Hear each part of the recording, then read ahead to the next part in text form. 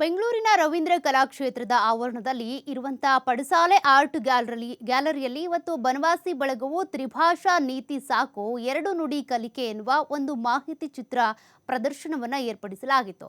ಈ ಪ್ರದರ್ಶನದ ಮೂಲಕ ತ್ರಿಭಾಷಾ ಸೂತ್ರವು ಶೈಕ್ಷಣಿಕವಾದ ವಿಷಯವೇ ಅಲ್ಲದ ರಾಜಕೀಯ ಹುನ್ನಾರ ಎನ್ನುವ ಸಂಗತಿಯನ್ನ ಸ್ಪಷ್ಟಪಡಿಸಿದರು.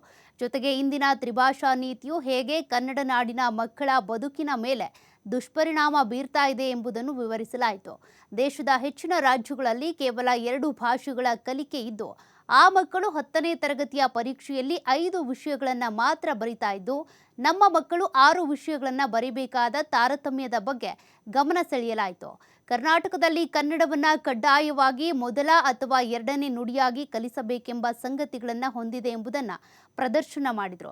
ಪ್ರದರ್ಶನದಲ್ಲಿ ಬನವಾಸಿ ಬಳಗದ ಆನಂದ್, ಕರ್ನಾಟಕ ರಕ್ಷಣಾ ವೇದಿಕೆಯ ನಾರಾಯಣಗೌಡರು, ನಮ್ಮ ನಾಡು ನಮ್ಮ ಆಳ್ವಿಕೆ ತಂಡದ ಕವಿರಾಜ್, ಶಿಕ್ಷಣ ತಜ್ಞರಾದ ನಿರಂಜನಾರಾಧ್ಯ, ಕನ್ನಡ ಚಳವಳಿ ಪಕ್ಷದ ಗುರುದೇವ ನಾರಾಯಣ್ ಕುಮಾರ್, ಕನ್ನಡ ಮೊದಲು ತಂಡದ ಜ್ಞಾನೇಶ್ವರ ಸೇರಿದಂತೆ ಹಲವರು ಭಾಗಿಯಾಗಿದ್ದರು. ದಯವಿಟ್ಟು ಬನ್ನಿ ನೋಡಿ, ತ್ರಿಭಾಷಾ ನೀತಿ ಯಾಕೆ ಬೇಡ ಅನ್ನೋದ್ರ ಬಗ್ಗೆ ಒಳ್ಳೆ ಮಾಹಿತಿಗಳು ನಿಮಗೆ ಸಿಗುತ್ತೆ.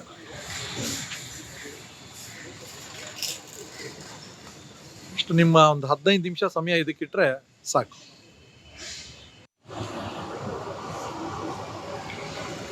ತ್ರಿಭಾಷಾ ನೀತಿ ಸಾಕು, ಎರಡು ನುಡಿ ಕಲಿಕೆ ಬೇಕು. ಪಡಸಾಲೆಯಲ್ಲಿ ಈಗ ಮಾಹಿತಿ ಚಿತ್ರ ಪ್ರದರ್ಶನ ನಡೀತಾ ಇದೆ. ಇದು ರವೀಂದ್ರ ಕಲಾಕ್ಷೇತ್ರದ ಆವರಣ. ಇಲ್ಲಿ ಪಕ್ಕದಲ್ಲಿ ಬಂದರೆ ಹಂಸಾಗ ಹೋಗೋ ದಾರಿನಲ್ಲಿ ಹೀಗಿದೆ ಪಡಸಾಲೆ ಅಂತ. ಇಲ್ಲಿ ಚಿತ್ರ ಪ್ರದರ್ಶನ ನಡೀತಾ ಇದೆ. ದಯವಿಟ್ಟು ಬನ್ನಿ ನೋಡಿ, ತ್ರಿಭಾಷಾ ನೀತಿ ಯಾಕೆ ಬೇಡ ಅನ್ನೋದ್ರ ಬಗ್ಗೆ ಒಳ್ಳೆ ಮಾಹಿತಿಗಳು ನಿಮಗೆ ಸಿಗುತ್ತೆ.